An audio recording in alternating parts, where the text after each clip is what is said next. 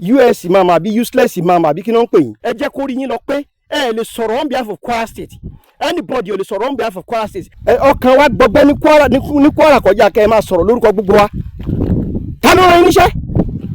Ta ló rán yín níṣẹ́? Lájọ́ tó ti ń pa ìyẹn òun lẹ ṣe wá àsìtẹ́ bájọba sọ̀rọ̀ rí. Kò sálàáfíà ní anywhere.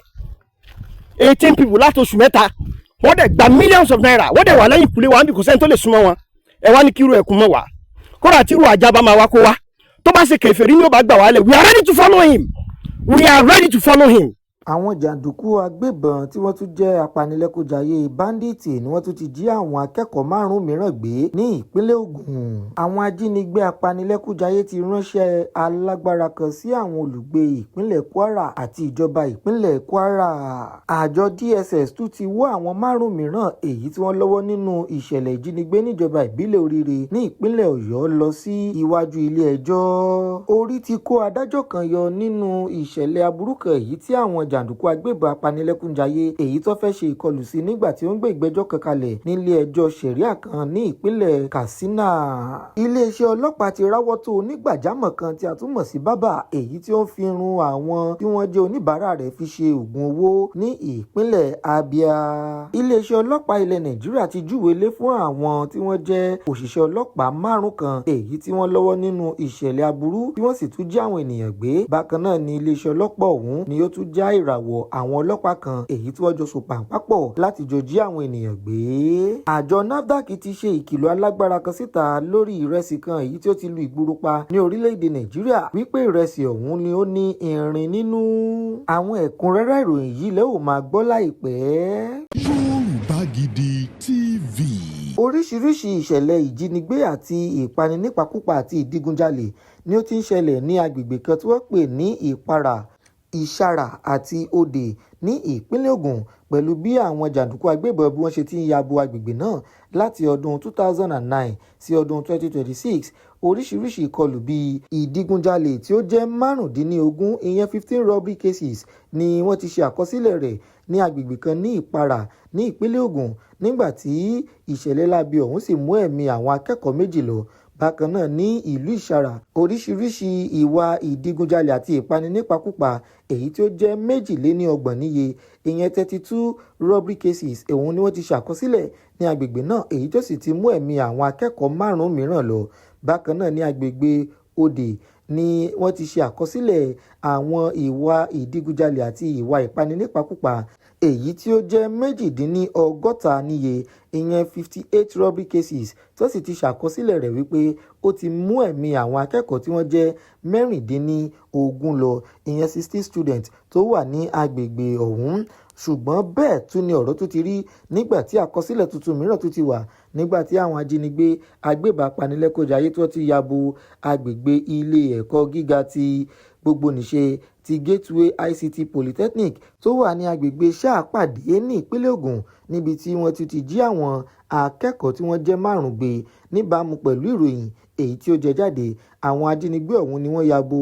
ilégbèé àwọn akẹ́kọ̀ọ́ èyí tó jẹ́ ti aládàáni kan ní nǹkan bíi ọwọ́ aago 8 alẹ́ ní agbègbè kan tí wọ́n pè ní Paraga Road ní Ìparà Rẹ́mọ tí wọ́n sì ya bo agbègbè náà níbi ibẹ̀ náà ti yìnbọn sókè kíkankíkan èyí tó sì fi dá wàhálà sílẹ̀ ní agbègbè ọ̀hún kó tó di wípé wọ́n bẹ̀rẹ̀ sí ní jí àwọn akẹ́kọ̀ọ́ ọ̀hún gbé níbàámu pẹ̀lú ìròyìn ọ̀hún. Àwọn tí wọ́n jẹ́ apanilẹ́kúnjayé ọ̀hún ni wọ́n ṣe iṣẹ́ láabi yìí fún odidi 30 ìṣẹ́jú gbáko ìyẹn 30 minutes láìsí ẹnikẹ́ni tó yẹ̀ wọ́n lọ́wọ́ ẹ̀ wò nígbà tí yóò máa fìdí ọ̀rọ̀ yìí múlẹ̀. Ẹni tí í ṣe ààrẹ ẹgbẹ́ àwọn akẹ́kọ̀ọ́ nílé ẹ̀kọ́ ọ̀hún ni ó fìdí rẹ̀ múlẹ̀ wípé lóòótọ́ àti lódodo ni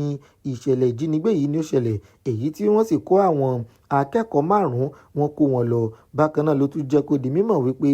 ìṣẹ̀lẹ̀ yìí ni ó ṣẹlẹ̀ látàrí wípé iléègbé àwọn akẹ́kọ̀ọ́ ọ̀hún ni ó fi ìdí sí inú igbó èyí tí kò jẹ́ kẹ́nikẹ́ni mọ̀ wípé àwọn agbébọn apanilẹ́kúnjayé ni wọ́n ti ya bo iléègbé ọ̀hún. Ṣùgbọ́n wọ́n kàn gbọ́ tí àwọn ajínigbé ọ̀hún tí wọ́n yìnbọn sókè kíkankíkan ṣùgbọ́n wọn ò lè sọ pàtó ibi tí wọ́n ti ṣọṣẹ́. Ṣùgbọ́n àṣẹ̀yìnwá àṣẹ̀yìnbọ̀ ilé ẹ̀kọ́ gbogbonìṣe ti Gateway ICT Polytechnic tó wà ní agbègbè Ṣàpàdé ní ìpínlẹ̀ Ògùn ni ó ti wá dáwọ́ kọ́ nínú àwọn ìdánwò èyí tí ẹ kí wọ́n ṣe ní àná tí ṣe ọjọ́bọ̀ 30 oṣù keje ọdún 2026 yìí látàrí ìwà ìjínigbé èyí tí àwọn agbébọn apanilẹ́kúnjayé èyí tí wọ́n ṣe sí àwọn akẹ́kọ̀ọ́ ọ̀hún, ṣùgbọ́n wọn ò tí ì fìdí rẹ̀ múlẹ̀ bóyá wọn yóò tẹ̀síwájú nínú ètò ìdánwò náà fún ti òní nítorí wípé wọn ò tí ì gbọ́ kankan láti ọ̀dọ̀ àwọn ènìyàn tí wọ́n jí wọn gbé ọ̀hún. Bákan náà ni wọ́n ti wá rọ àwọn akẹ́kọ̀ọ́ tí wọ́n ń gbé ní agbègbè ní ilé ẹ̀kọ́ ọ̀hún wípé kí wọ́n wà ní ojúfò nítorí wípé wọn ò mọ ibi tí àwọn agbébọn apanilẹ́kúnjayé ọ̀hún ibi tó tún lè gbà wọlé sí wọn lára. Níbàámu pẹ̀lú ọ̀rọ̀ kan èyí tí ó jẹ jáde láti ọ̀dọ̀ ìṣàkóso àwọn akẹ́kọ̀ọ́ nílé ẹ̀kọ́ ọ̀hún ìyẹn SUG, lẹ́tọ̀ ọ̀hún ni ó ṣàfihàn rẹ̀ wípé àwọn agbébọn jàǹdùkú ẹ̀dá ọ̀hún tí a mọ̀ sí báńdíìtì ọ̀hún ni wọ́n lọ ilé ìgbé àwọn akẹ́kọ̀ọ́ èyí tó jẹ́ ti aládàáni nítorí wípé ó fi ìdí sí inú igbó àti wípé ẹnikẹ́ni ò lè tètè kẹ́fín wípé ilé ìgbé àwọn akẹ́kọ̀ọ́ ni ó wà níbẹ̀. Èyí ló mú kí àwọn jàǹdùkú agbébọn ọ̀hún tí wọ́n fi ráyè wọ inú ilé àwọn akẹ́kọ̀ọ́ náà kó tó di pé wọ́n bẹ̀rẹ̀ sí ní kó àwọn akẹ́kọ̀ọ́ ọ̀hún jáde. Bákan náà ni lẹ́tọ̀ ọ̀hún ni ó ṣàfihàn rẹ̀ wípé àwọn akẹ́kọ̀ọ́ kan ní orí kó yọ èyí tí wọ́n gba orí àjà tí wọ́n gbà sá lọ nígbà tí wọ́n ti kẹ́fín wípé àwọn jàǹdùkú agbébọn ọ̀hún ni wọ́n ti dé, ṣùgbọ́n àwọn ènìyàn tí wọ́n ká mọ́ inú ilé ọ̀hún ni ó jẹ́ 5 níye. Lẹ́tà yìí ni ó jẹ́ kíkọ tí ó sì jẹ́ bíbuwọ́lù láti ọ̀dọ̀ ààrẹ ẹgbẹ́ ìṣàkóso àwọn akẹ́kọ̀ọ́ tí orúkọ rẹ̀ ń jẹ́ Akínpẹ̀lúbùkúnmi Timothy àti ẹni tí í ṣe akọ̀wé àwọn akẹ́kọ̀ọ́ Sàláù Bolúwadúró Sadiat àti ẹni tí í ṣe alukoro fún àwọn akẹ́kọ̀ọ́ Matthew Francis Senayo ni wọ́n fi ọ̀rọ̀ yìí léde. Ṣùgbọ́n títí di àsìkò tí a fi ń kó ìròyìn yìí jọ láti iléeṣẹ́ Yorùbá Gidi TV kò tí ì sí ọ̀rọ̀ kankan èyí tí ó jẹ jáde láti ọ̀dọ̀ àwọn tí wọ́n jẹ́ jàǹdùkú agbébọn apanilẹ́kúnjayé náà. Ṣùgbọ́n lẹ́yìn ìgbà tí àwọn akọ̀ròyìn tí wọ́n kàn sí ẹ̀ka iléeṣẹ́ ọlọ́pàá ní ìpínlẹ̀ Ògùn níbàámu pẹ̀lú ọ̀rọ̀ èyí tí ó jẹ jáde láti ọ̀dọ̀ ẹni tí í ṣe alukoro fún iléeṣẹ́ ọlọ́pàá ní ìpínlẹ̀ Ògùn ìyẹn DSP Olúṣèyí Babáṣèyí, ó jẹ́ kó di mímọ̀ pé àwọn ti gbọ́ ìṣẹ̀lẹ̀ ọ̀hún ṣùgbọ́n àwọn ò tí ì lè fìdí rẹ̀ múlẹ̀ bóyá àwọn akẹ́kọ̀ọ́ ni wọ́n jí gbé tàbí àwọn akẹ́kọ̀ọ́ kọ́, ṣùgbọ́n ó ti jẹ́ kó di mímọ̀ pé wọ́n ti bẹ̀rẹ̀ iṣẹ́ ìwádìí láti lè rí dájú pé wọ́n dóòlà àwọn ènìyàn tí wọ́n jí gbé ní inú ilé ìgbé àwọn akẹ́kọ̀ọ́ ti Gateway ICT Polytechnic tó wà ní agbègbè Ṣàpàdé ní ìpínlẹ̀ Ògùn. Bákan náà ló jẹ́ kó di mímọ̀ pé bí ọ̀rọ̀ ọ̀hún bí ó bá ti lójútùú ni wọn yóò fi tó àwọn ará ìlú létí láti lè mọ ohun tó ń lọ lórí ọ̀rọ̀ náà. Níbàámu pẹ̀lú ọ̀rọ̀ tó tún jẹ jáde láti ọ̀dọ̀ ẹni tí í ṣe alága ìjọba ìbílẹ̀ Rẹ́mọ ní ìpínlẹ̀ Ògùn Múyìwá Ṣódádé, ó jẹ́ kó di mímọ̀ pé lóòótọ́ àti lódodo ní ìṣẹ̀lẹ̀ ń ṣẹlẹ̀ èyí tó sì ti kàn sí àwọn àjọ ẹ̀ṣọ́ aláàbò káàkiri ìpínlẹ̀ Ògùn láti bá wọn wá ojútùú àti ìtúsílẹ̀ fún àwọn ọmọ èyí tí wọ́n jí gbé ọ̀hún. Bákan náà nínú ọ̀rọ̀ èyí tí ó tún jẹ jáde láti ọ̀dọ̀ ẹni tí í ṣe ọ̀gá àgbà fún àwọn akẹ́kọ̀ọ́ nílé ẹ̀kọ́ ọ̀hún ọ̀gbẹ́ni Adédayọ̀ Músàrí, ó ti kẹ́dùn pẹ̀lú bí ìṣẹ̀lẹ̀ láabi ọ̀hún bí ó ṣe ṣẹlẹ̀ sí àwọn akẹ́kọ̀ọ́ ọ̀hún ní ilé ẹ̀kọ́ náà. Ṣùgbọ́n ọ̀rọ̀ yìí ni ó ti wá jẹ́ ohun kan tó di gbajúgbajà ní agbègbè Ìparà, Ìṣàrà àti Òdè ní ìpínlẹ̀ Ògùn èyí tí ó sì nílò ìtagìrì láti ọ̀dọ̀ àwọn ẹ̀ṣọ́ aláàbò ní ìpínlẹ̀ Ògùn pàápàá jùlọ láti ọ̀dọ̀ ìjọba ìpínlẹ̀ Ògùn láti wá ojútùú sí gbọmọgbọmọ àìsétò ààbò èyí tí ó ṣẹlẹ̀ ní agbègbè ilé ẹ̀kọ́ náà. Lẹ́yìn tí ó ti tó bí oṣù 6 èyí tí àwọn ajínigbé agbébọn apanilẹ́kúnjayé tí a tún mọ̀ sí báńdíìtì èyí tí wọ́n ti jí àwọn ènìyàn tí wọ́n dín díẹ̀ ní 100 níye ìyẹn 176 ní agbègbè ìjọba ìbílẹ̀ Keyama ní ìpínlẹ̀ Kwara ni wọ́n ti bẹ̀rẹ̀ sí ní fi ọ̀rọ̀ kan léde báyìí pẹ̀lú bí àwọn jàǹdùkú agbébọn apanilẹ́kúnjayé tí a tún mọ̀ sí báńdíìtì ọ̀hún bí wọ́n ṣe ti ṣe ìkìlọ̀ fún ìjọba ìpínlẹ̀ Kwara, àwọn ènìyàn àwọn tí wọ́n jí gbé àti ìjọba àpapọ̀ ní orílẹ̀-èdè wa Nàìjíríà. Wọ́n jẹ́ kó di mímọ̀ pé àwọn ti ṣetán láti fi àwọn obìnrin tó wà nínú àwọn ènìyàn tí wọ́n jí gbé ọ̀hún láti fi wọn ṣaya tí wọn yóò sì pa àwọn yòókù tó wà ní àkàtà wọn. Ọ̀rọ̀ yìí ni ó ti wá dé tí gbọ́ àwọn ènìyàn àwọn tí wọ́n jí gbé ọ̀hún tó sì ti ń lọgun fún ìjọba orílẹ̀-èdè Nàìjíríà, ìjọba ìpínlẹ̀ Kwara láti jọ̀ọ́ láti bá wọn wá ìyanjú sí ọ̀rọ̀ yìí. Ṣùgbọ́n ọ̀rọ̀ yìí ni ó ti ń padà ń bẹ́yìn yọ nígbà tí àwọn tí wọ́n jí ènìyàn wọn gbé ọ̀hún wọ́n jẹ́ kó di mímọ̀ pé gbogbo àwọn ni wọ́n ti sakítí mápá tí wọ́n sì ti dá owó tí ó jẹ́ mílíọ̀nù lọ́nà 150 náírà ìyẹn 155 million naira jọ láti lọ kó fún àwọn tí wọ́n jẹ́ ajínigbé ọ̀hún. Wọ́n jẹ́ kó di mímọ̀ pé lọ́gán tí àwọn kó dé ọ̀dọ̀ àwọn ajínigbé náà ni wọ́n sọ wípé rárá, wípé àwọn ò fẹ́ owó náà níbàámu pẹ̀lú ọ̀rọ̀ kan èyí tí ó jẹ jáde láti ọ̀dọ̀ ọ̀kan lára àwọn èèyàn tí wọ́n jí gbé tí orúkọ rẹ̀ ń jẹ́ Abdul Ibrahim. Ó jẹ́ kó di mímọ̀ pé gbogbo agbègbè tí ọ̀rọ̀ ọ̀hún kàn ni wọ́n ti pé bíríkótó tó sì ti pé bíríkótó láti wá owó tí ó jẹ́ mílíọ̀nù lọ́nà márùndínlọ́gọ́jọ náírà, ìyẹn 155 million naira jọ, ṣùgbọ́n àwọn ajínigbé yìí ni wọ́n kọ̀ jálẹ̀ láti gba owó yìí lọ́wọ́ wọn, èyí tí ó sì jẹ́ kó di mímọ̀ pé àwọn ò mọ nǹkan tí àwọn ajínigbé yìí gangan fẹ́, ṣùgbọ́n kí ìjọba ìpínlẹ̀ Kwara àti ìjọba orílẹ̀-èdè Nàìjíríà kó bá wọn dá sí ọ̀rọ̀ yìí, nítorí wípé ọ̀rọ̀ ọ̀hún gangan ni ó ti ń tojú sú àwọn ènìyàn náà, nítorí pé wọ́n ti fún wọn lówó ṣùgbọ́n wọn ò gbà á ní ọwọ́ wọn. Bákan náà ni ó ti jẹ́ kó di mímọ̀ pé àwọn jàǹdùkú agbébọn apanilẹ́kúnjayé yìí ló ti jẹ́ kó di mímọ̀ pé gbogbo àwọn obìnrin èyí tó wà ní àkàtà wọn ni wọn yóò fi fún ọkọ ní tìpátìkúùkù, èyí tí àwọn tó sì jẹ́ ọkùnrin nínú wọn ni wọn yóò pa gbogbo wọn tán bí ìjọba orílẹ̀-èdè Nàìjíríà àti ìjọba ìpínlẹ̀ Kwara bí wọn ò bá ṣe ohun tó tọ́ àti ohun tó yẹ. Ṣùgbọ́n ohun tó tọ́ àti ohun tó yẹ tí wọ́n béèrè lọ́wọ́ ìjọba ìpínlẹ̀ Kwara àti ìjọba orílẹ̀-èdè Nàìjíríà ni ẹnikẹ́ni ò tí mọ̀ títí di àsìkò tí a fi ń kó ìròyìn yìí jọ. Níbàámu pẹ̀lú ọ̀rọ̀ ọ̀hún, ìròyìn tún gbé jáde wípé àwọn ènìyàn tí wọ́n jí gbé náà ni wọ́n ti lò tó oṣù 6 ní àkàtà àwọn ajínigbé, èyí tí àwọn tí wọ́n jí èèyàn wọn gbé ọ̀hún sì ń wò wípé pẹ̀lú bí wọ́n ṣe ti dóòlà àwọn akẹ́kọ̀ọ́ èyí tí wọ́n jí gbé níjọba ìbílẹ̀ Oríire nílùú Ògbómọ̀ṣọ́ ní ìpínlẹ̀ Ọ̀yọ́, bí wọ́n ṣe ti dóòlà wọn kúrò ní àkàtà àwọn ajínigbé. Bákan náà ni kí ìjọba orílẹ̀-èdè Nàìjíríà àti ìjọba ìpínlẹ̀ Kwara kí wọ́n jọ kí wọ́n sowọ́pọ̀ láti dóòlà àwọn ènìyàn tí wọ́n jí gbé ọ̀hún ní ìpínlẹ̀ Kwara. Ọ̀rọ̀ yìí ni ó wá jẹ́ di mímọ̀ láti ọ̀dọ̀ èèyàn kan tí ó jẹ́ olórí agbègbè kan ní agbègbè Kiyama tí orúkọ rẹ̀ ń jẹ́ Sulaiman Bukata. Ó jẹ́ kó di mímọ̀ pé lọ́gán tí àwọn tí wọ́n jẹ́ ẹ̀ṣọ́ aláàbò ní orílẹ̀-èdè wa Nàìjíríà tí wọ́n ṣe dóòlà àwọn ènìyàn tí wọ́n jí gbé ní ìpínlẹ̀ Ọ̀yọ́ ni ó fi ọkàn wọn balẹ̀ wípé àwọn èèyàn wọn náà ni wọn ò ní pẹ́ dóòlà. Ṣùgbọ́n ohun tí ó dunni jọjọ ni wípé àwọn ẹ̀ṣọ́ aláàbò ní orílẹ̀-èdè wa Nàìjíríà àti ìjọba ìpínlẹ̀ Kwara ni wọn ò mú ọ̀rọ̀ ọ̀hún lọ́kùnkúndùn, èyí tí bí àwọn èèyàn wọn sì ti ń pẹ́ ní àkàtà àwọn ajínigbé ọ̀hún ló ń jẹ́ kí ẹ̀rù kó máa bà wọ́n, ni ó sì ń fi ẹ̀mí wọn sínú ewu. Bákan náà ni ó wá rọ àwọn àjọ ẹ̀ṣọ́ aláàbò wípé kí wọ́n jọ kí wọ́n sakítí mápá láti rí dájú pé wọ́n dóòlà àwọn ènìyàn wọn kúrò ní àkàtà àwọn ajínigbé. Bákan náà nínú ọ̀rọ̀ èyí tí ó tún jẹ jáde láti ọ̀dọ̀ ẹni tí í ṣe aṣòfin àgbà èyí tó ń ṣojú ẹkùn ìdìbò ọ̀hún nílé ìgbìmọ̀ aṣòfin àgbà ilẹ̀ wa Nàìjíríà, ní aṣòfin àgbà Adamu Alero ni ó ti sọ̀rọ̀ tó sì ti fojú ìwòye rẹ̀ hàn lórí ọ̀rọ̀ yìí, tó sì ti jẹ́ kó di mímọ̀ pé ẹ̀ka iléeṣẹ́ ọmọ ológun àti ẹ̀ṣọ́ aláàbò gbogbo ní ìpínlẹ̀ Kwara nílé ìgbìmọ̀ aṣòfin àgbà ilẹ̀ wa Nàìjíríà ti ṣetán láti ró lágbára láti rí dájú pé wọ́n kàn lu igbó láti lọ dóòlà àwọn ènìyàn tí wọ́n jẹ́ 196 níye kúrò ní àkàtà àwọn ajínigbé náà. Àṣé lóòótọ́ ni òwe àwọn àgbà tí wọ́n sọ wípé kí ojú má rí bí gbogbo ara báyìí ní ògùn rẹ̀, pẹ̀lú bí adájọ́ ilé ẹjọ́ ṣẹ̀ríà kan tó wà ní ìpínlẹ̀ Katsina bí ó ṣe gba ojú fèrèsé sá lọ kúrò ní ọwọ́ àwọn ajínigbé àti apanilẹ́kúnjayé èyí tó fẹ́ ṣe lọ́ṣẹ́ nígbà tí ó wà nínú ilé ẹjọ́ ṣẹ̀ríà kan ní ìpínlẹ̀ Katsina tó ń gbé ìgbẹ́jọ́ kalẹ̀. Ohun tó wá yanilẹ́nu ni wípé kí ni adájọ́ yìí kí ni ó ṣe fún àwọn tí wọ́n jẹ́ jàǹdùkú ẹ̀dá yìí tó fi jẹ́ pé òun gangan ni wọ́n wá sí inú ilé ẹjọ́ náà. Ilé ẹjọ́ ṣẹ̀ríà ọ̀hún ni ó wà ní agbègbè kan ní abúlé Gùwájò ní ìjọba ìbílẹ̀ Matazu ní ìpínlẹ̀ Katsina, èyí tí adájọ́ ilé ẹjọ́ ọ̀hún tí orúkọ rẹ̀ ń jẹ́ Muhammad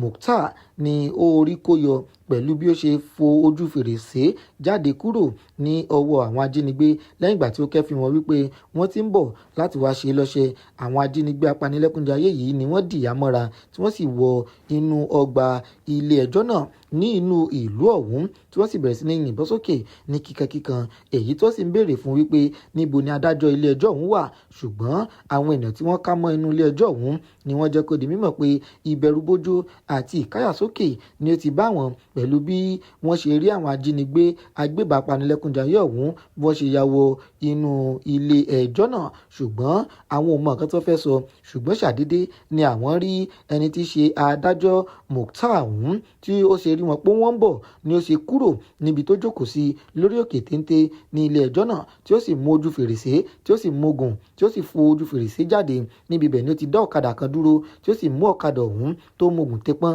tí ó sì ń sá lọ lẹ́lẹ́lẹ́, ṣùgbọ́n lọ́gán tí àwọn tí wọ́n jẹ́ agbébọn apanilẹ́kúnjayé ọ̀hún tí wọ́n dé inú gbọ̀ngàn ilé ẹjọ́ náà ni wọ́n bẹ̀rẹ̀ sí ní béèrè wípé ibo ni adájọ́ ọ̀hún wà, tí wọ́n sì sọ wípé adájọ́ ọ̀hún ni ó ti fojú fèrèsé jáde kúrò ní inú ilé ẹjọ́ ọ̀hún. Èyí ló mú kí inú bí àwọn tí wọ́n jẹ́ apanilẹ́kúnjayé agbébọn adẹ́mi ènìyàn légbodò ọ̀hún, èyí tí wọ́n sì wò wípé kí àwọn ènìyàn ṣe ìkìlọ̀ fún adájọ́ ọ̀hún wípé kó má wá sí rẹ̀gbẹ̀rẹ̀gbẹ̀ ilé ẹjọ́ ọ̀hún mọ́ láti wá máa gbé ìgbẹ́jọ́ kalẹ̀, àjẹ́bẹ̀ bí àwọn bá mú níṣe ni káwọn jí gbé tàbí káwọn pa. Èyí ló wá jẹ́ kí àwọn ènìyàn kọminú wípé kí ni ó da àwọn apanilẹ́kúnjayé adẹ́mi ènìyàn légbodò ajínigbé yìí pọ̀ pẹ̀lú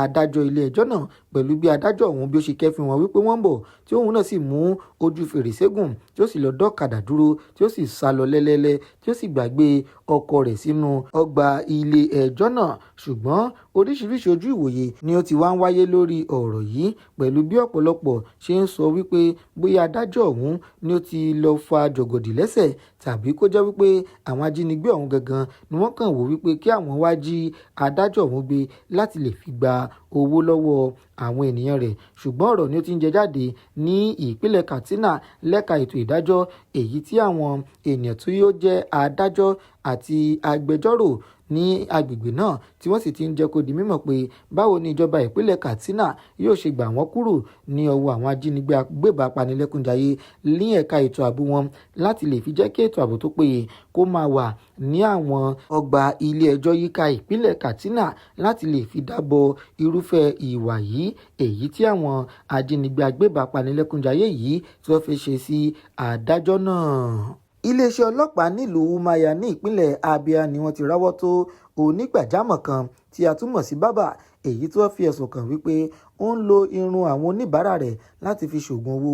Onígbàjámọ̀ ọ̀hún ni wọ́n pe orúkọ rẹ̀ ní Emeka, èyí tí ọwọ́ sì tẹ̀ lẹ́yìn ìgbà tí wọ́n rí ìkòkò kan nínú ilé rẹ̀, èyí tí ó ti kó ọ̀pọ̀lọpọ̀ ẹran sí, èyí tí ó sì ní ṣe pẹ̀lú wípé ó fẹ́ fi ṣe oògùn owó, tí wọ́n sì bá àwọn oògùn abẹnugọ̀ngọ̀ ní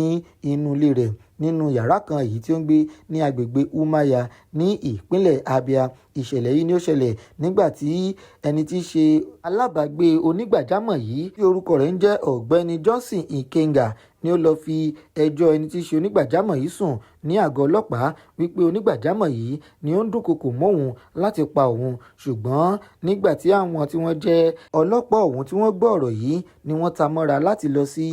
ọ̀dọ̀ Emeka láti lọ fọ̀rọ̀ wá lẹ́nu wò àti láti wo inú yàrá rẹ̀ wò. Lọ́gán tí wọ́n ṣe dé inú yàrá Emeka ọ̀hún ni wọ́n bá ìkòkò ọ̀hún, èyí tí irun kúnnú rẹ̀ bákan tí ó sì ní àwọn oògùn abẹnugọ̀ngọ̀ ni ó fi wò wípé ọ̀tọ̀ ní nǹkan tí wọ́n wá fẹjọ́ rẹ̀ sùn fún, ọ̀tọ̀ tún ní nǹkan tí wọ́n tún bá nílé rẹ̀, èyí tó fi mú kí gbogbo àwọn ẹ̀sùn tó fi ń kàn kó máa fi ara pẹ́ra wọn. Bákan náà ni wọ́n bẹ̀rẹ̀ sí ní bi ẹni tí í ṣe Emeka ọ̀hún léèrè wípé ṣé òun ló ní yàrá. Ó bẹ̀rẹ̀ sí ní sọ wípé bẹ́ẹ̀ ni òun lòun ní yàrá. Wọ́n tún bi léèrè wípé báwo ni ó ṣe jẹ́ tí àwọn irun fi dé inú ìkòkò. Ó jẹ́ kó di mímọ̀ pé lóòótọ́ àti lódodo onígbàjámọ̀ lòun, ṣùgbọ́n àwọn irun tó wà nínú ìkòkò ọ̀hún ni kò sọ nǹkan tí ó fẹ́ fi ṣe. Àwọn ọlọ́pàá ni wọ́n ti wá jẹ́ kó di mímọ̀ pé wọ́n ti ráwọ́ tó arákùnrin yìí tó sì ti mú lọ sí àgọ́ ọlọ́pàá èyí tí wọ́n pè ní Central Police Station tó wà ní Umuahia ní ìpínlẹ̀ Abia. Àjọ ọ̀tẹlẹ̀múyẹ́ ti ìpínlẹ̀ tí a mọ̀ sí Department of State Service ni wọ́n ti wá àwọn márùn-ún kan èyí tí wọ́n jẹ́ afurasí tí wọ́n jẹ́ ọmọ ẹgbẹ́ Jama'atu Ansaru Muslimina fi Biladis Sudan tí àwọn ènìyàn tún mọ̀ sí Ansaru lórí ẹ̀sùn tó fi kàn wọ́n wípé wọ́n lọ́wọ́ nínú ìwà ìjínigbé àwọn akẹ́kọ̀ọ́ níjọba ìbílẹ̀ Oríire ní ìpínlẹ̀ Ọ̀yọ́ àti bí wọ́n ṣe dẹ́mi àwọn olùkọ́ méjì légbodò nínú ìṣẹ̀lẹ̀ láabi náà níbàámu pẹ̀lú ọ̀rọ̀ èyí tí ó jẹ jáde láti ọ̀dọ̀ àjọ DSS. Wọ́n jẹ́ kó di mímọ̀ wípé àwọn afurasí yìí ni wọ́n ti wọ́ lọ sí ilé ẹjọ́ tó ga tó fìdí kalẹ̀ sílùú Àbújá, níbi tí àwọn márààrún yìí tí wọ́n ti ń ka ẹ̀sùn 6 ọ̀tọ̀ọ̀tọ̀ sí wọn lẹ́sẹ̀, èyí tó ní ṣe pẹ̀lú ìdàlúrú, ìlẹ̀dí àpòpọ̀, ìjínigbé, ìpànìyàn àti fífi ìròyìn òfegè síta láti lè fi jẹ́ kí wàhálà ṣẹlẹ̀ láàrin ìlú. Orúkọ àwọn ènìyàn tí wọ́n mú lọ sí ilé ẹjọ́ ọ̀hún tí wọ́n jẹ́ afurasí náà ni wọ́n jẹ́ Mahmood Muhammad, Abubakar Abbas, Abdulrazak Umar, Yunusa Musa àti Shamsu Adamu Sani, èyí tó ti wá àwọn márààrún ọ̀hún lọ sí ilé ẹjọ́ níbàámu pẹ̀lú ọ̀rọ̀ tí ó jẹ jáde láti ọ̀dọ̀ àjọ DSS. Muhammad àti Abbas yìí ni wọ́n jẹ́ ọ̀gá láàrin àwọn márààrún ọ̀hún, èyí tó sì lọ́wọ́ nínú bí wọ́n ṣe bẹ̀rẹ̀ sí ní gbìdánwò láti jẹ́ kí wọ́n lọ jí àwọn akẹ́kọ̀ọ́ àtàwọn olùkọ́ ọ̀hún gbé ní ọjọ́ 15 oṣù karùn-ún ọdún 2026, èyí tí wọ́n sì fi ìlẹ̀dí àpòpọ̀ láti fi jí àwọn ẹni ọ̀hún gbé, tó fi mọ́ ìpànìyàn àti fífi ìròyìn òfegè léde fún àwọn ará ìlú láti lè fi ṣì wọ́n lọ́nà. Bákan náà wọ́n tún jẹ́ kó di mímọ̀ pé àwọn méjèèjì yìí ni wọ́n lọ́wọ́ nínú bí wọ́n ṣe pa olùkọ́ Michael Oyedokun àti ẹni tí í ṣe díákónì John Ọlálẹ́yẹ nígbà tí wọ́n wà ní ìgbèkùn wọn, èyí tó sì lòdì sí ìwé òfin tó ń gbógun ti ìwà ìpànìyàn àti ìdàlúrú ti ọdún 2022 ní orílẹ̀-èdè Nàìjíríà. Bákan náà ni wọ́n sọ wípé Umar, Musa àti Sani ni àwọn mẹ́tẹ̀ẹ̀ta ọ̀hún ni wọ́n tún fi ẹ̀sùn ìlẹ̀dí àpòpọ̀ ka àwọn náà wípé wọ́n tún jẹ́ ọmọ ẹgbẹ́ Ansaru, èyí tí ó ń da orílẹ̀-èdè Nàìjíríà láàmú. Bákan náà wọ́n tún jẹ́ kó di mímọ̀ pé àwọn mẹ́tẹ̀ẹ̀ta yìí ni wọ́n tún ṣe ìlẹ̀dí àpòpọ̀ tó sì ti ṣàpàtẹnujẹ́wọ́ wípé àwọn ṣiṣẹ́ pẹ̀lú Muhammad Sani, Jibril Muhammad àti Ibrahim Kabab, èyí tí àwọn mẹ́tẹ̀ẹ̀ta ọ̀hún tí wọ́n ti sá lọ ní àsìkò tí a wà yìí tí wọ́n sì ń wá wọn, tó sì jẹ́ kó di mímọ̀ pé àwọn ènìyàn tí wọ́n dárúkọ yìí ni wọ́n ti ń gbìdánwò láti mú láti oṣù kínní ọdún 2026 yìí sí oṣù karùn-ún ọdún 2026 yìí, níbi tí wọ́n ti lọ ṣe ìkọlù láwọn ilé ẹ̀kọ́ kọ̀ọ̀kan àti àwọn ìjọba ìbílẹ̀ kọ̀ọ̀kan bíi Suleja ní ìpínlẹ̀ Niger, ṣùgbọ́n tí wọ́n ti fi ẹsẹ̀ fẹ́ báyìí ní àsìkò tí a fi ń kó ìròyìn jọ àti àsìkò tó fi wó wọn lọ sí ilé ẹjọ́. Wọ́n ti wá jẹ́ kó di mímọ̀ pé àwọn ènìyàn tí wọ́n ráwọ́ tó yìí ni wọ́n ti mú lọ sí ilé ẹjọ́ níbàámu pẹ̀lú ẹnìkan tí í ṣe agbẹjọ́rò fún ìjọba tí orúkọ rẹ̀ ń jẹ́ ọ̀mọ̀wé Clatius Eze, ni ó wá rọ ilé ẹjọ́ ọ̀hún wípé kí wọ́n lọ mú àwọn márààrún ọ̀hún kó lọ tì wọ́n mọ́ ọgbà àjọ DSS títí wọn yóò fi bẹ̀rẹ̀ iṣẹ́ ìwádìí tó gúnmọ́ àti títí tí ìgbẹ́jọ́ wọn yóò fi bẹ̀rẹ̀ nísànsán níbàámu pẹ̀lú ọ̀rọ̀ tí ó wá jẹ jáde ní inú gbọ̀ngàn ilé ẹjọ́ ọ̀hún. Adájọ́ Salim Ibrahim ni ó ti wá gbà sí ẹni tí í ṣe agbẹjọ́rò ọ̀hún lẹ́nu wípé kí wọ́n lọ fi àwọn márààrún ọ̀hún pamọ́ sínú ọgbà àjọ DSS títí tí wọn yóò fi bẹ̀rẹ̀ ìgbẹ́jọ́ wọn ní ọjọ́ 25 oṣù kẹsàn-án ọdún 2026 tí a wà yìí. Bákan náà ni adájọ́ ọ̀hún ni wọ́n pa láṣẹ fún àjọ DSS wípé kí wọ́n má dá wọn ẹni ọ̀hún lọ́wọ́ kọ́ láti rí àwọn mọ̀lẹ́bí wọn, ó kéré tán èèyàn 2 nínú mọ̀lẹ́bí wọn, àti wípé kí wọ́n tún gbà wọ́n láàyè láti máa bá wọn tí wọ́n jẹ́ agbẹjọ́rò wọn sọ̀rọ̀ títí tí wọn yóò fi padà gbọ́ ìgbẹ́jọ́ wọn ní oṣù kẹsàn-án ọdún 2026 tí a wà yìí. Ṣùgbọ́n àwọn márààrún yìí ni wọ́n lọ́wọ́ nínú bí wọ́n ṣe jí àwọn akẹ́kọ̀ọ́ àtàwọn olùkọ́ gbé níjọba ìbílẹ̀ Oríire nílùú Ògbómọ̀ṣọ́ ní ìpínlẹ̀ Ọ̀yọ́. Àjọ tó ń bójútó àwọn ohun tẹnújẹ àti lílo oògùn ní orílẹ̀-èdè wa Nàìjíríà, ìyẹn NAFDAC, ni ó ti ṣe ìkìlọ̀ síta báyìí ní orílẹ̀-èdè yìí lórí ìrẹsì kan èyí tí wọ́n ti fi ìròyìn gbé síta wípé wọ́n ti ń kó bọ̀ láti àwọn orílẹ̀-èdè bíi orílẹ̀-èdè India àti orílẹ̀-èdè Pakistan wá sí orílẹ̀-èdè Nàìjíríà, èyí tó sọ wípé ìrẹsì yìí ni ó ní irin nínú, èyí tó sì léwu fún ìlera àwọn ènìyàn. Ọ̀rọ̀ yìí ni ó jẹ jáde láti ọ̀dọ̀ àjọ DSS lẹ́yìn ìgbà tí wọ́n gba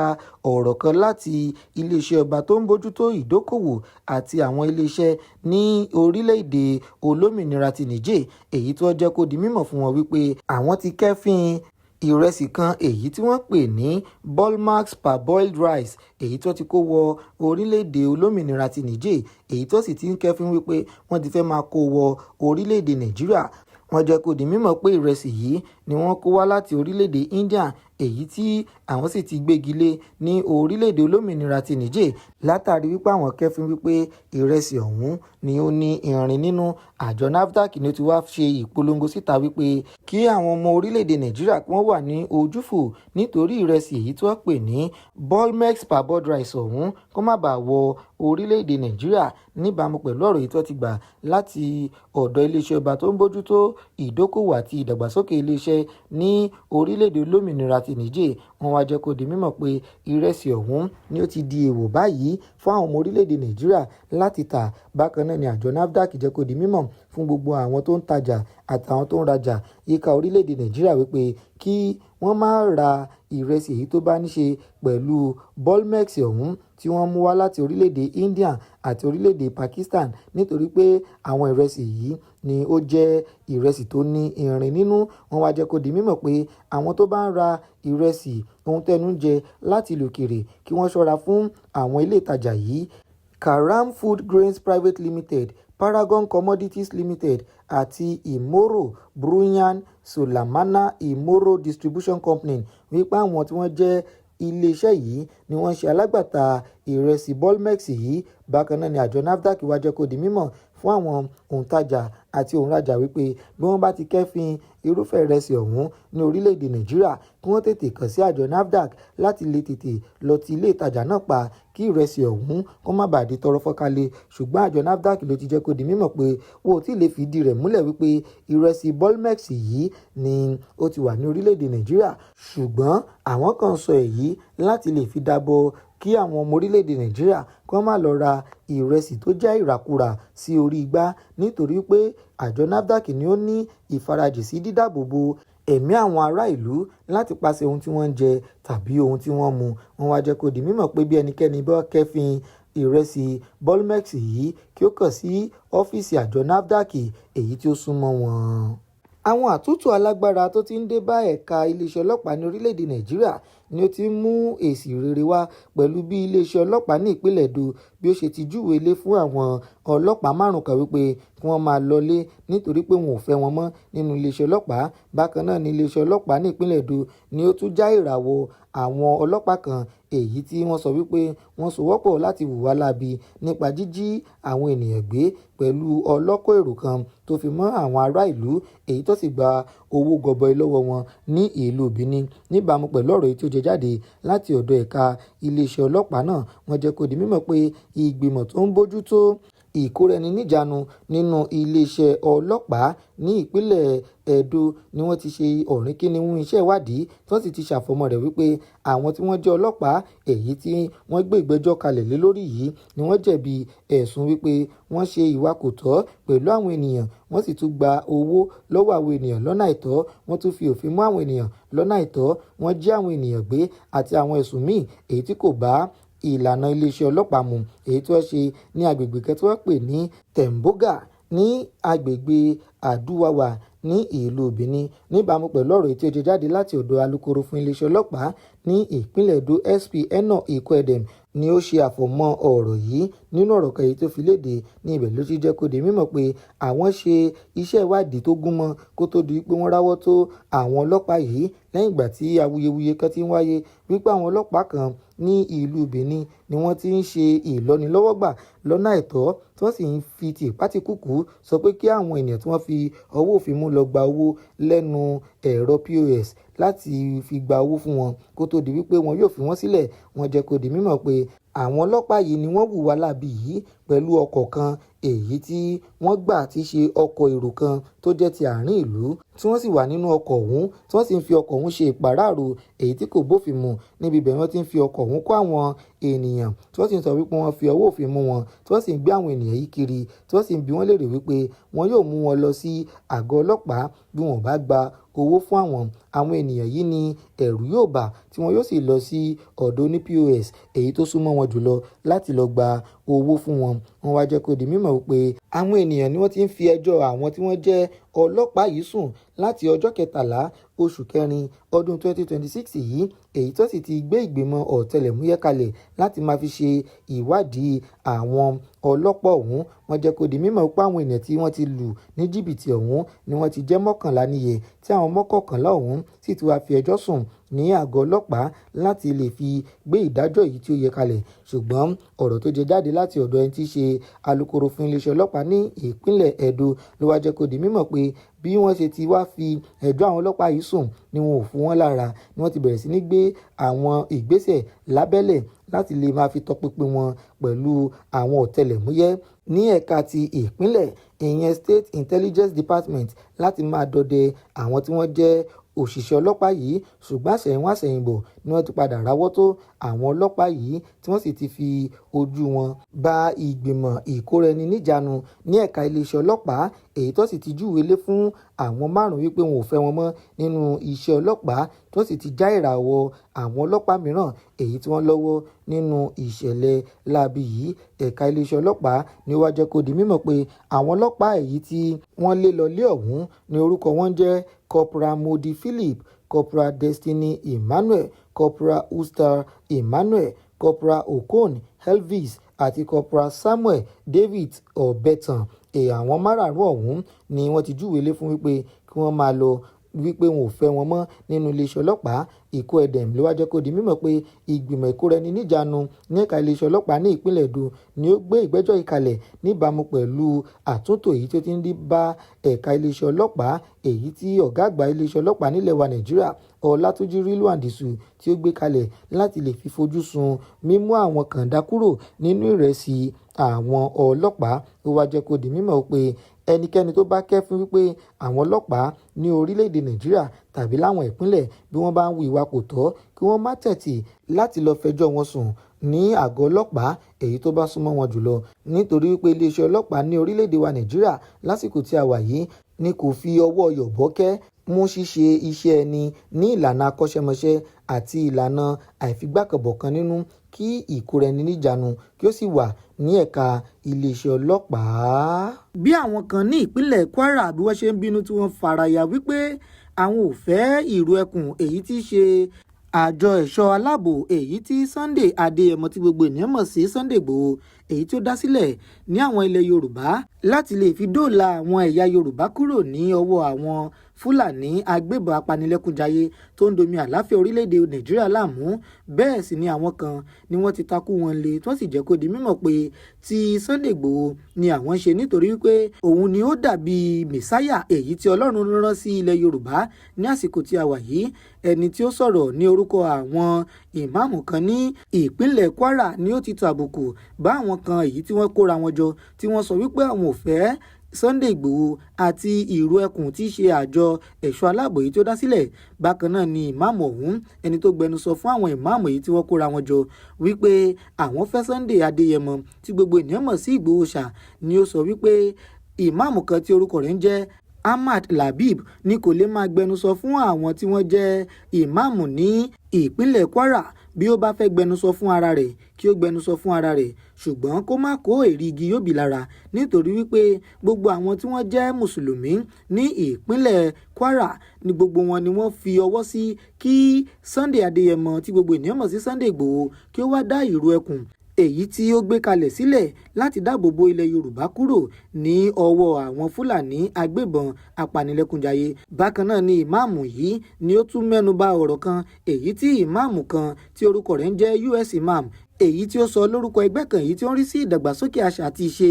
àwọn ènìyàn ní ìpínlẹ̀ Kwara, pàápàá jùlọ nílùú Ìlọrin, èyí tí ó sọ wípé àwọn ò fẹ́ Sunday Adéyẹmọ nítorí pé Sunday Adéyẹmọ tí gbogbo ènìyàn mọ̀ sí Sunday Igboho ni ó fẹ́ dá èdè àìyedè sílẹ̀ ní orílẹ̀-èdè Nàìjíríà pẹ̀lú ìró ẹkùn èyí tí ó fẹ́ dá sílẹ̀ ọ̀hún ní ìpínlẹ̀ Kwara, àti wípé gbogbo ènìyàn ló mọ Sunday Igboho mọ́ ajìjàgbara fún ilẹ̀ Yorùbá, àwọn sì wà fún ìṣọ̀kan ilẹ̀ Yorùbá. Ṣùgbọ́n ìmáàmù èyí tí ó sọ̀rọ̀ nínú fọ́nrán kan èyí tí ó ń lọ kiri lórí ayélujára ló ti jẹ́ kó di mímọ̀ pé àtìgbà tí wọ́n ti kó ìjọba ìbílẹ̀ Èkìtì pọ̀ mọ́ ìpínlẹ̀ Kwara ní ìjọba ìbílẹ̀ náà ni ò ti fi ojú lórun mọ́ nítorí pé bí òní bí ọ̀la ni àwọn tí wọ́n jẹ́ jàǹdùkú agbébọn apanilẹ́kúnjayé tó ń domi àláfíà orílẹ̀-èdè Nàìjíríà láàmú tí a túmọ̀ sí báńdíìtì ni wọ́n wọ ìjọba ìbílẹ̀ náà wá tó sì wá ń dẹ́mi àwọn ènìyàn légbodò bákan náà ni wọ́n ń jí àwọn ènìyàn gbé ó wá tọ́ka sí wípé wọ́n ti jí àwọn ènìyàn tí wọ́n lé ní 8 gbé ní ìjọba ìbílẹ̀ náà pàápàá jùlọ ní agbègbè èyí tí òun ti ń sọ̀rọ̀ ṣùgbọ́n ẹnikẹ́ni ò tí ì lè gba àwọn tí wọ́n jí gbé ọ̀hún kalẹ̀ bákan náà ló wá sọ nínú ọ̀rọ̀ rẹ̀ wípé bí ó bá jẹ́ wípé kèfèrí ni Ọlọ́run yóò lò láti fi gbà wọ́n kalẹ̀ kúrò ní ọwọ́ àwọn ajínigbé agbébọn apanilẹ́kúnjayé àwọn ti ṣetán láti darapọ̀ mọ́ kèfèrí ọ̀hún láti sowọ́pọ̀ pẹ̀lú rẹ̀ láti lè fi jẹ́ kí àlàáfíà jọba láàrin ìlú ṣùgbọ́n àwọn tí wọ́n jẹ́ ìmáàmù àgbà ọ̀hún ni wọ́n máa ń sá kúrò ní orílẹ̀-èdè Nàìjíríà lọ sí orílẹ̀-èdè Amẹ́ríkà táwọn mìíràn yóò sì gba ìlú London lọ bákan náà ni ó wá jẹ́ kó di mímọ̀ pé bí ó bá jẹ́ wípé bí wọ́n ṣe ń jí àwọn ènìyàn gbé nílùú London ni ṣé àwọn ìmáàmù àgbà ọ̀hún tó wà ní ìlú Ìlọrin èyí tí wọ́n tàbùkù bá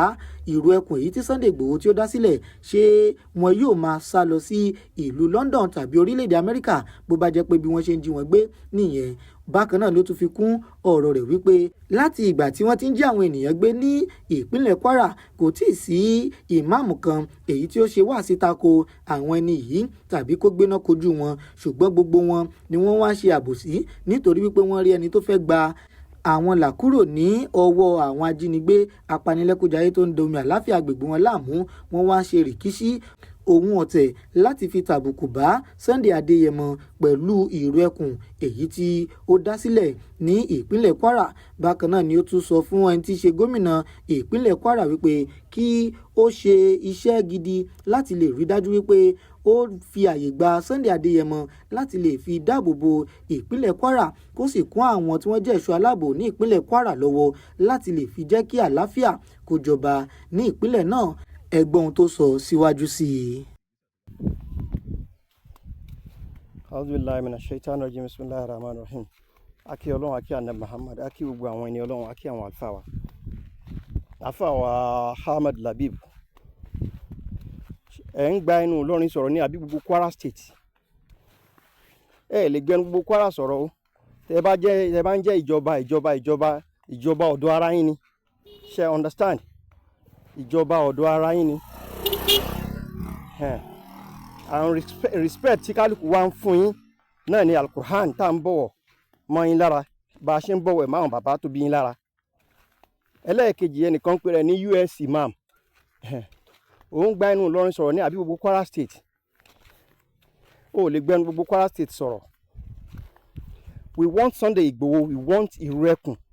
in Kwara State à ń fẹ́ bàbá wa kí ó gba gold this is the high time tó yẹ kẹ́ ẹ jáde kẹ́ ẹ sọ̀rọ̀ níjọ́ títa lọ́lọ́run sun Quran nínú nìbàdàn ṣe ń pè lọ́rin ni wọ́n ti lọ arrest ẹ̀ ọ̀rọ̀ Kwara State kàn yín o ó kàn yín o 18 people ni wọ́n kó nínú community mi yìí ó ti di oṣù 2 àtọ̀sẹ̀ 2 báyìí tí wọ́n ti kó wọn kalẹ̀ torí tá a bá ń sọ̀rọ̀ ọ̀tọ̀ ní ibi tẹ́lómi máa ń kàmẹ̀ sí kò pẹ́ ìsìláàmù lé ó ń bú ìsìláàmù ní ń bú àwọn àfáà kan ni ṣé ẹ̀ ti máa wọ̀ ibú nísìn US imam àbí useless imam àbí kí ló ń pè yín àfáà Labib Lágbàjì ẹ ṣe pẹ̀lẹ́pẹ̀lẹ́ o ẹ ṣe pẹ̀lẹ́ ilẹ̀ ń yọ o in ti ń bẹ lọ́wọ́lọ́wọ́ ẹnájì ti ń bẹ lọ́wọ́lọ́wọ́ nínú Nàìjíríà yìí ó kọjá àwọn láàní nìkan o àbú oníláàní o àmọ́ ẹ ṣe pẹ̀lẹ́pẹ̀lẹ́ bọ́lá òun ṣe ń pọ́n yín létí gbogbo àdẹ̀ ń pọ́n yín lé yẹn ẹ dúró lórí bẹ́ẹ̀ Nigeria is bleeding ìlú yìí ń ṣẹ̀jẹ̀ kéde ń ṣe ẹ̀jẹ̀ kékeré àwọn táwọn èèyàn ti sọnù Ọlọ́run ló mọ yí ẹ̀ community wa nísìn ó di bí ẹlẹ́kẹ̀ẹ́rin tó máa invade community tí wọ́n á kó àwọn èèyàn lọ and you expect us to keep silent ṣe ẹ̀rù pa máa dákẹ́ a lè dákẹ́ me I'm expecting the DSS bóyá wẹ́rẹ́ nǹkan tẹ́ máa fi ń gbé yẹn Nàìjíríà náà nìyẹn ní nǹkan méjì Nàìjíríà tẹ́ máa fi ń dẹ́rù bàyẹn ju ẹ̀wọ̀n àti kú lọ so inú ẹ̀ làwa wà so we don't fear anybody again a bẹ̀rù anybody mọ́ Àfáà Labib ẹ ṣe pẹ̀lẹ́pẹ̀lẹ́ ẹ lọ ṣe pẹ̀lẹ́pẹ̀lẹ́ ṣe gbọ́ òkè tẹ́ wà yẹn Ọlọ́run ò ní já yín bọ́ o ẹ má jara yín bọ́ o in ti ń já ní bọ́ kò ju kínkínní báyìí náà lọ o ẹ ṣe pẹ̀lẹ́pẹ̀lẹ́ o ọkàn wa gbọgbẹ́ ní Kwara kọjá kẹ́ ẹ máa sọ̀rọ̀ lórúkọ gbogbo wa ta ló rán yín níṣẹ́ lájọ tó ti ń pa ìyẹn wo lẹ ṣe wá àsìtẹ́ bájọba sọ̀rọ̀ rí ìjọ wo lẹ jáde tẹ bá tẹ àdírẹ́sì ìjọba àdírẹ́sì gọ́ọ̀mẹ̀ntì lórí bí ìlú ṣe rí London America tẹ́ ń lọ yẹn a sọ pé kẹ́ ẹ má lọ o Ọlọ́run dẹ̀ ní ba orí ibẹ̀ jẹ́ fún yín ṣé ń gbọ́ mi yé ṣé bí láìfù wọn ṣe rí ní ti Nàìjíríà rí ṣé bí Kwara State ṣe rí ṣé bẹ́ẹ̀ níbi tẹ́ ń lọ rí tíbẹ̀ yẹn bá rí tíbẹ̀ bá rí bíbà ṣe rí ṣé ẹ máa lè lọ bẹ̀ tó bá ń jiyàn gbé ní London ṣé ẹ máa lè lọ àfọlà bíbẹ̀ ṣe pẹ̀lẹ́pẹ̀lẹ́ o ẹ ṣe pẹ̀lẹ́pẹ̀lẹ́ ẹ lọ ṣe pẹ̀lẹ́pẹ̀lẹ́ then US imam àbí kí lẹ́yìn pé bí useless imam ni ẹ jẹ́ kó rí yín lọ pé ẹ lè sọ̀rọ̀ on behalf of Kwara State anybody ò lè sọ̀rọ̀ on behalf of Kwara State àwọn Èkìtì local government àti ẹ̀kí ń ṣara yín níjọ́ tẹ́ ti dàápọ̀ mọ́ Kwara life wa ò yàtọ̀ ẹ jẹ́ ká yé àwọn èèyàn nítumọ̀ àbòsí ti pọ̀jù fún yín nínú Ìlọrin yẹn àbòsí yín ti pọ̀jù nínú Ìlọrin yẹn and I'm not fair to say it mi ò bẹ̀rù láti sọ mi ò bẹ̀rù ẹ̀mí mi ò sí lọ́wọ́ anybody yín kò sí lọ́wọ́ anybody àbòsí yín ti pọ̀jù àbòsí yín ti pọ̀jù ẹ máa yé àwọn èèyàn tẹ́ ti bàjẹ́ ni. Governor Abdulrahman Abdulrazak over to you ibi tíjọba Nàìjíríà ń lọ lọ́wọ́lọ́wọ́ yìí tó bá wù yín ẹ apply more security kẹ́ ẹ tó kú o tẹ́ ẹ bá apply rẹ̀ gbogbo iṣẹ́ tẹ́ ẹ ṣe yẹn wàláhì tàláhì Ọlọ́run ò ní fi yìn yóò bàjẹ́ ni èpè kọ́ ni mò ń sẹ́ o tẹ́ ẹ bá lọ apply security kẹ́ ẹ wá security tó pọ̀ kó yìí tó wà ń lẹ̀ tẹ́lẹ̀ ìlú ọ̀làláfíà náà kò sálàáfíà ní anywhere 18 people láti oṣù mẹ́ta wọ́n dẹ̀ gba millions of naira wọ́n dẹ̀ wà lẹ́yìn ìkúlé wa níbi kò sẹ́ni tó lè súnmọ́ wọn ẹ wá ní kí irú ẹ̀kún mọ́ wa kódà tí irú ajá bá máa wá kó wá tó bá ṣe kèfèrí ní ó bá gbà wá lẹ̀ we are ready to follow him we are ready to follow him stop deceiving us ẹ lè máa tàn wá mọ́ ẹ lè máa tàn wá mọ́ you people cannot hide under religion kẹ́ ẹ̀ dẹ̀ máa ba ìlú jẹ́. Bàbá Aládò ọmọ àgbáhùn lálá tí ń pàṣẹ ògùn warawara. Bíná bá rómi àgbàgbé ilé tó fẹ́ jó. Bẹ́ẹ̀ tó bá rómi àgbàgbé ariwo tó fẹ́ pa. Bí ṣòro bá fojú kan Bàbá Aládò, gbogbo gànàgànà ara àṣòro á sì balẹ̀ pẹ̀sẹ̀. Bí ìgbà ògùn náà bá bọ́ sómi tó dákẹ́jẹ́. Kí ni ìṣòro tó sọra ẹ̀ di ọ̀rẹ́ ìmùlẹ̀ sí Ọlọ́run? Àìsàn wo ló ń ṣe ọ tó ń lọ tó ń bọ̀? Tó ní dandan lá ọ̀run oṣù ní àparò kú sí. Bàbá Aládò fúnra ẹkùn ọkọ̀ òkè ògbóǹtarìgì nínú ká fi ewé àti egbò tú ọ̀pọ̀lọpọ̀ sílẹ̀. Bàbá Aládò fúnra ó ti dé láti abúlé Aládò ìlú Olórílé méje ní ìlú Ìbàrìbà. Ó ṣe pàtàkì kí o tètè kàn sí Bàbá Aládò. Wọ́n bá yín fojú inú fojú àgbà wo tí ń yọ yín lẹ́nu lágọ̀ọ́ ara. Pẹ̀lú àwọn irinṣẹ́ ìgbàlódé. Ẹ má sì gbàgbé àwọn egbòogi wa tó gbàṣẹ gbòǹtẹ̀ ìjọba. Lego herbal mixture àti Host Control capsule. Èyí tẹ̀ ń rírà láwọn fámásì káàkiri. Ẹ máa pe Bàbá Aládò 080 28 12 1088.